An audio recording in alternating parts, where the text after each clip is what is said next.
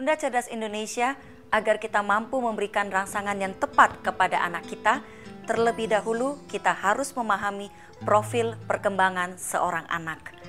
Perkembangan seorang anak dapat dipetakan tahap demi tahap dan kolom demi kolom sesuai di dalam profil perkembangan hasil karya terbesar Glenn Doman seperti yang dapat Bunda saksikan di layar berikut ini.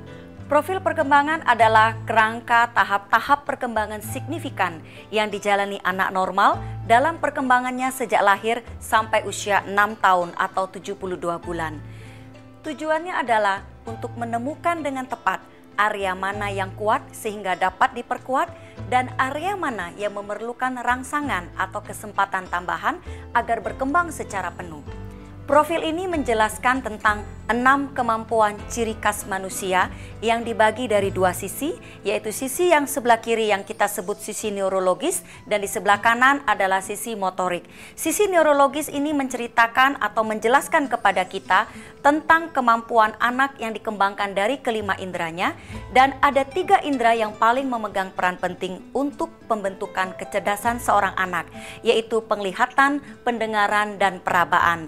Kalau kita lihat di tabel, ini digambarkan dengan panah yang mengarah ke atas. Ini menunjukkan rangsangan yang diterima oleh anak kita dari luar itu akan diterima oleh kelima inderanya dan akan dikirim ke otak untuk disimpan dan diolah untuk kemudian menghasilkan sebuah kemampuan atau output dan yang kita sebut dengan kemampuan motorik. Kemampuan motoriknya kita bagi lagi menjadi mobilitas, kemampuan gerak untuk berjalan dan berlari, kemudian kemampuan dia berbahasa, dan tentunya kemampuan manual yang kita kenal salah satunya yaitu kemampuan anak kita untuk menulis. Ada 7 tahap perkembangan otak yang dimulai dari lahir dan berakhir di usia 6 tahun atau 72 bulan. Ada 7 bagian otak yang dikembangkan yang dimulai dari batang otak dan sumsum tulang belakang awal, batang otak dan area subkortikal awal, otak tengah dan area subkortikal, korteks awal, korteks dini, korteks primitif, dan korteks canggih. 7 bagian otak ini mencerminkan 7 periode kritis dari anak kita yang dimulai dari sejak lahir, kemudian masuk ke usia 2,5 bulan, 7 bulan, 12 bulan, 18 bulan, 36 bulan, dan 72 bulan.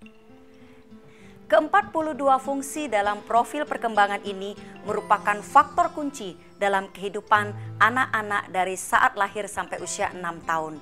Seberapa cepat dan seberapa baik ia mencapai fungsi-fungsi itu akan besar pengaruhnya terhadap fungsi intelektual, fisik, dan sosialnya di kemudian hari nanti. Otak seorang anak adalah harta yang sangat berharga. Anak terlahir memiliki 1 triliun neuron atau sel syaraf. Otak terus tumbuh sejak pembuahan dan sepanjang hidup, tetapi pola pertumbuhan itu tidaklah sama. Otak tumbuh dengan irama ledakan sejak pembuahan hingga usia 6 tahun. Mari kita lihat proses merangkai otak. Dari gambar pertama, otak embrio menghasilkan neuron atau sel syaraf jauh lebih banyak dari yang dibutuhkan dan akan memusnahkan kelebihannya. Kemudian berikutnya, neuron yang tetap bertahan akan mengeluarkan akson atau sambungan transmisi jarak jauh sistem syaraf. Di ujungnya, akson mengeluarkan cabang bercabang sebagai penghubung sementara dengan banyak sasaran.